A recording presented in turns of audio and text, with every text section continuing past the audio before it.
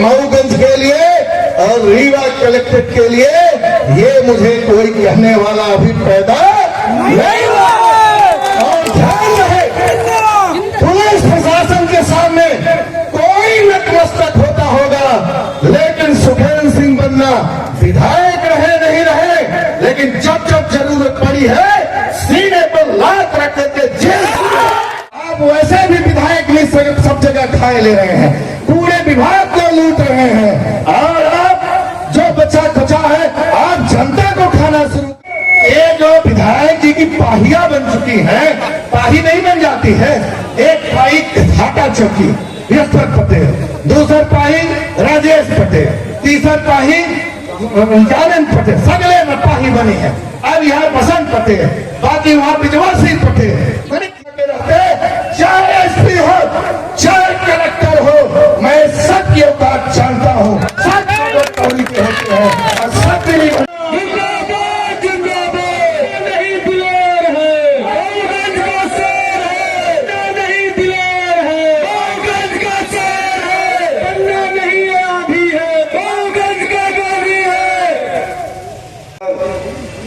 होता है कोई न कोई विशेष मजबूरी हो। अब जब ऐसे आंदोलन होते हैं, जब आंदोलन होते हैं तो स्वाभाविक है समय लगेगा और आपकी जरूरत होती है, इसलिए ऐसे आंदोलन होते हैं। तो अगर आपको जल्दबाजी हो वो भी बता दीजिए हाथ उठा करके। अगर कोई जल्दबाजी नहीं है तो फिर हाथ उठा करके ये कहिए कि हमें कोई जल्दबाजी नहीं है।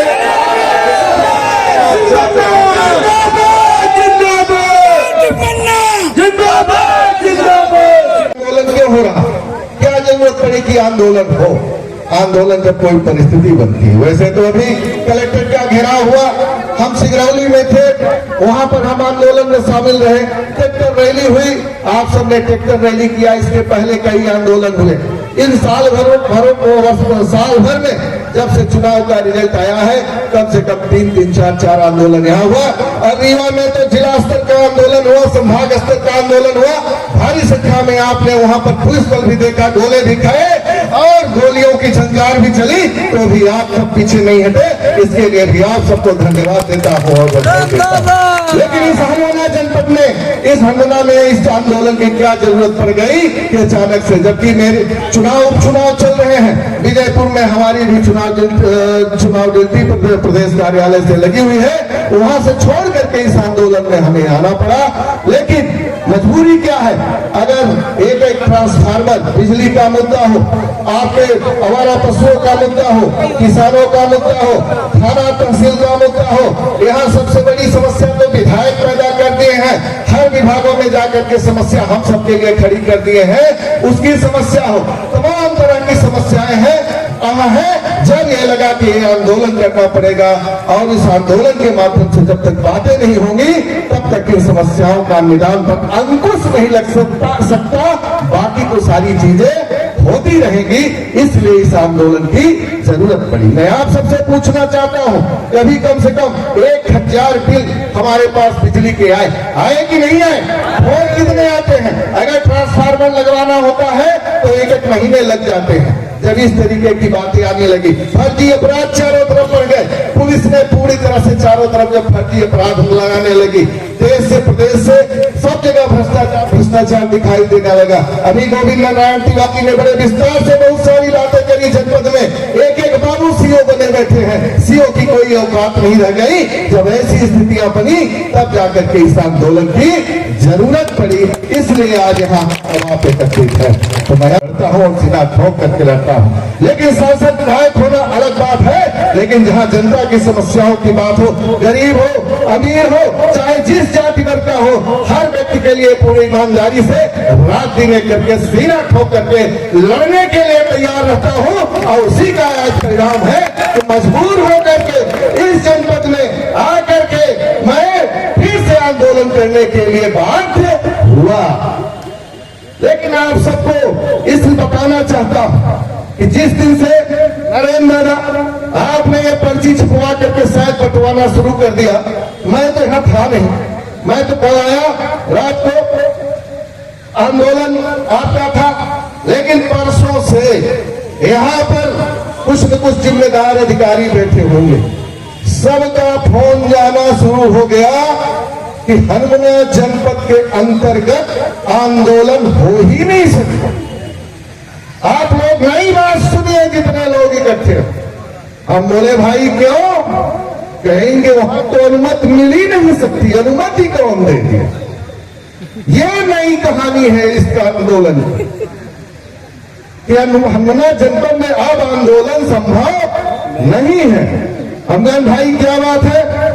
यहाँ के एसडीएम ने कहा कि भाई आप कलेक्टर से बात करिए, तब जाकर के आप आंदोलन शायद कर पाए, और नहीं तो वहां तो अनुमति मिलना बड़ी मुश्किल बात। अरे अंकल सुन,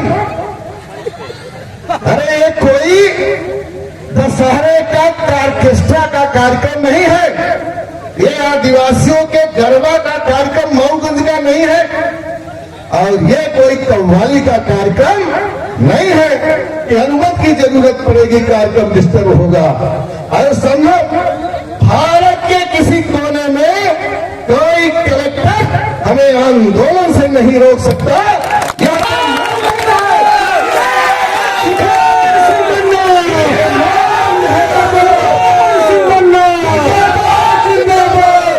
और जब हमने राजनीतिक शुरुआत करी थी, यह जनपद प्रांगण मेरे लिए ऐतिहासिक है, और यहीं से मेरी राजनीतिक यात्रा शुरू हुई, और यह यात्रा जेल तक जाती है। ये आज गवाह है, गवाह है।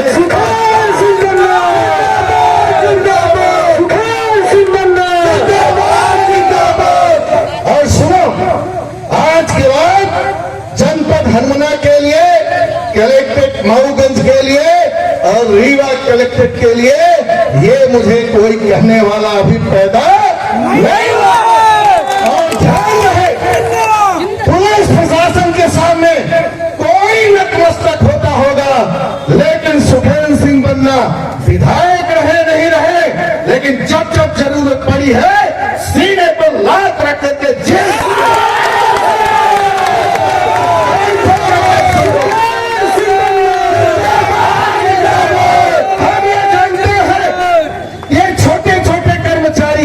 तुम्हारी हैसियत कुछ नहीं है, चैलेंज नहीं करो। मैं जानता दबे कुचले टाइम के लोग पटवारी आ रही मुझसे क्या बात करोगे, लेकिन मैं मान सम्मान चाहे छोटा कर्मचारी हो बड़ा अधिकारी हो सबकी करता हूं, लेकिन चैलेंज अगर कोई करता है तो ये बर्दाश्त के बाहर है। और जब इस तरीके की बात आती है तब ऐसी बातें होती हैं। बहुत सारी बातें हैं जो विधायक जी हैं, बहुत सारे लोगों ने उनका नाम लिया, मैं भी उनका नाम थोड़ा सा लेना चाहता हूं। हो सकता है कुछ लोगों को इतराज भी हो, है इतराज तो नहीं लो, अगर इतराज हो कि विधायक जी का नाम लेने से तो नहीं लेते। वैसे मैं उनका नाम कभी लेता ही नहीं, कभी लेता ही नहीं, लेकिन आज मजबूरी में लेना पड़ा, क्योंकि लूटपाट करते हैं विधायक जी, नशा का काम करते हैं विधायक जी, लेकिन वो आरोप क्या लगाते हैं कि ये सब पूर्व विधायक का काम है, सारा काम पूर्व विधायक का। इवन एक तो ये भी उन्होंने अभी कहा, ये जो प्रशासन है पूर्व विधायक के गुंडों से मिलकर के काम करता है और हमारी हत्या कराना चाहिए। ये बात जब आई तो मजबूर होकर के उनका नाम हमें लेना पड़ा। आप लोग जानते हैं विधायक जी देवास के 3 एकड़ के पट्टेदार हैं खानदानी, लेकिन मऊगंज में ऑन द रिकॉर्ड 75 एकड़ के पट्टेदार इन 7 सालों में वो हो चुके हैं। हम कहते हैं कि अगर मैं झूठ बोल रहा हूं, कोई स्थान नियत कर ले विधायक जी और आकर के आमने सामने शासन प्रशासन को बैठा करके ये बात कर सकते हैं। 75 एकड़ जमीन नगर की ये साधारण बात है। अरे हमने 4 जेल भरो आंदोलन किए मऊगंज जिला बनाने के लिए। एक बार 19,000 की गिरफ्तारी दी, एक बार 25,000 की गिरफ्तारी दी,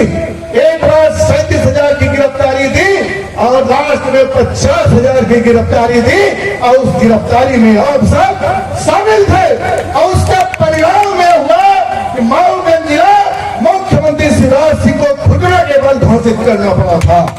ये बात सच है कि झूठ है? पूछना चाहते हैं।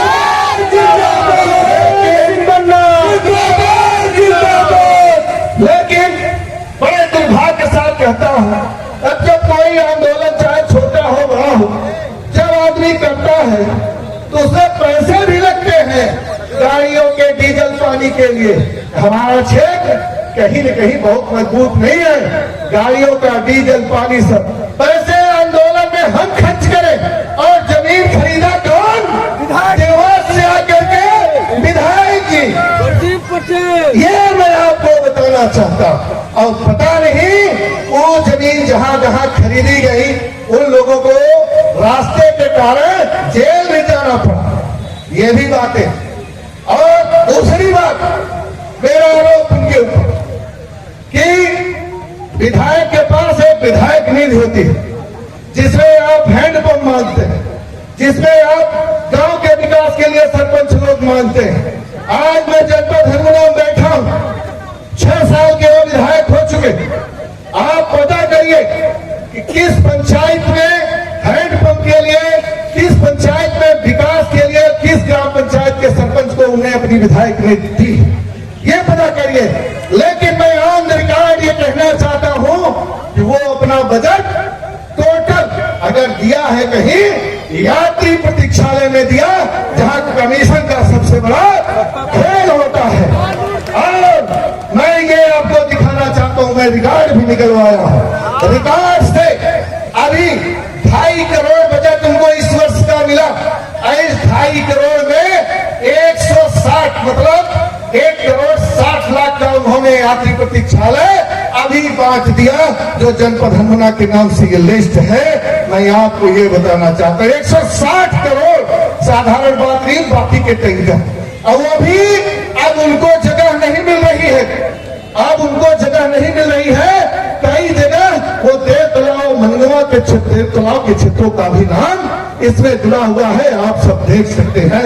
ये आरोप मेरा है। एक यात्री प्रतीक्षालय में 50% का खेल होता है, जिसमें 10% कलेक्टर और 40% विधायक का फिक्स होता है, इसकी बंदरबाट होती है। हम ये आरोप लगा रहे हैं, मीडिया भी सामने है और इसका सत्यापन हम कहते हैं किसी को भी भेज करके इस बात का करा लिया जाए कि 6 साल का बजट उन्होंने सिर्फ यात्री प्रतीक्षालय के नाम पर कर दिया, जो आधे उड़ गए, आधे लगे ही नहीं। सबसे बड़ा खेल, जब इतना बड़ा यात्री प्रतीक्षालय चारों तरफ लग जाएंगे, आधे नहीं लगेंगे, कौन गिनने जा रहा है? कौन गिनने? रमेश पटेल तू गिने जा रहा, वो गिनी कहां से गिन पाई? ऐसे कि लगा ही नहीं आई, सीधे सीधे पैसा निकाला जा रहा है यात्री प्रतीक्षालय के नाम। तो दूसरा भ्रष्टाचार ये उनका। अब आ जाइए नशा पर, वो नशा का आरोप लगा रही। अभी उनका एक बयान में सुन रहा था, अवैध शराब नहीं बिकनी चाहिए। अरे भाई, शराब माने शराब होता है कि वैध शराब माने गंगा जल होता है? यह मैं आप सबसे पूछना चाहता हूं। वो कहते हैं वैध बिकनी चाहिए। वो शराब के ठेकेदारों से मिले हुए हैं, उनसे लंबा कमीशन लेते हैं, इसलिए वो भाषण देते हैं कि अवैध शराब नहीं बिके, सिर्फ शराब बिके, पैकारी हो। ये वही कर सकता है जो कमीशन लेता है।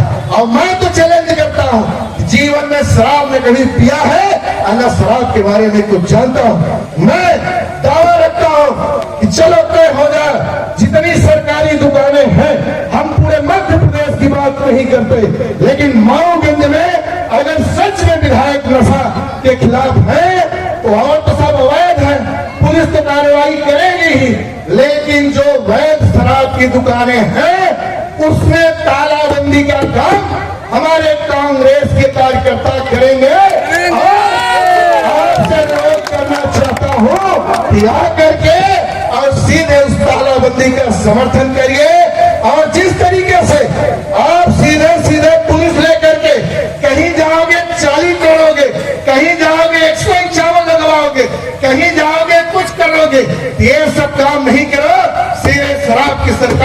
दबाने बंद कराओ, हमारे कार्यकर्ता तुम्हारे साथ खड़े मिलेंगे। ये मेरी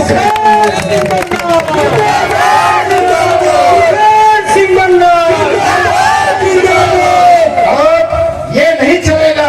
सरकारी शराब की दुकानों से पैकारी कराओ, कमीशन लो, और जो छोटे छोटे कहीं पकड़े जाए तो उनको गांजा में आप पकड़ाओ। मैं ये बताता हूं कि ये पांव क्यों पड़ने गए, ये भी मुझे जानकारी है। हमारा कहना यह है, बड़ाओं में घटना घटी केवटों के साथ, स्वाभाविक है वहां उनके रिश्तेदार लोग पकड़े गए पहले। इसके बाद रिश्तेदारों ने कहा कि हम लोग पकड़े गए, आपके वोटर थे, अब केवट नहीं पकड़े जा रहे। इन्होंने पुलिस को फोन किया और सीधे सीधे केवटों के घर में ये खुद ही कोरस लेकर के भेजे, सारे केवटों को कोरस में फंसा दो। ये विधायक जी ने जब वहां कोरस लेकर के पुलिस गई और यही पिया तो थाना प्रभारी सहित जो मारपीट हुई, वहां जनता झगड़ गई, महिलाएं झगड़ गई कि जब यहां शराब की बात है कोरस क्यों रख रहे। और उसी में मारपीट और विवाद हुआ और पुलिस ने जाकर के महिलाओं के साथ और बच्चों के साथ केवट परिवार के साथ मारपीट कराओगे किया, जो कि विधायक जी पुलिस का आंसू पोंछने गए थे जब रात को चोट लगी थी। आप लोगों ने वो फोटो देखी होगी। तो हमारा ये कहना है कि भाई आप जबरदस्ती कोरेक्स लगवाओगे और कहोगे नशा बिक रहा है। इसके बाद जो मुझे जानकारी लगी, मैं गया एसपी से बोला कि गलत है कि विधायक के कहने से आप लोग शाकर हो चुके हैं। ये मेरे बर्दाश्त के बाहर है। मैंने 18 जिलों की पुलिस देखी है, कई आंदोलन किए हैं, हजारों गाड़ियां लेकर के आऊंगा, दिमाग ठिकाने लग जाएगा, लेकिन माऊगंज की जनता को प्रताड़ित नहीं होने दूंगा। ये बर्दाश्त के बाहर है। उसने जो है स्वाभाविक है कि उस दिन से थोड़ा दबाव कम हुआ, पुलिस प्रशासन बात मानना थोड़ा कम कर दी कि हम लोग गलत किसी के ऊपर अपराध नहीं लगाएंगे, किसी को गलत जेल नहीं भेजेंगे। ये जाकर के पांव पड़े और ये कहे शराब माफिया मेरी हत्या करना चाहता। ये है असली घटना, ये मैं बताना चाहता। तो मेरा ये कहना है, जो यहाँ पर अधिकारी कर्मचारी हैं, मेरी बात कान खोल करके सुन ले, और खास करके चाहे जनपद के कर्मचारी हो, चाहे तहसील के कर्मचारी हो, चाहे नगर पंचायत के, भाई ठीक है आज जनपद प्रांगण में मेरा आंदोलन हो रहा, हमारे संबंधित जनपद के अध्यक्ष हैं, और जब मैं जनपद का उपाध्यक्ष था तो भी इसी जनपद में आंदोलन हुआ था। और जब जनपद वाली है, जनपद का अध्यक्ष जनपद अपना अधिकार नहीं यहाँ पर समझ सकता, वो अपने अधिकार से कोई काम नहीं कर सकता, जब चारों तरफ से दबाव पड़ने लगे तो मजबूरन मुझे जनपद प्रांगण ही चुनना पड़ा। वैसे तो बहुत सारे नगर पंचायत के अध्यक्ष भी हमारे रहनों कर्मों से बने थे, लेकिन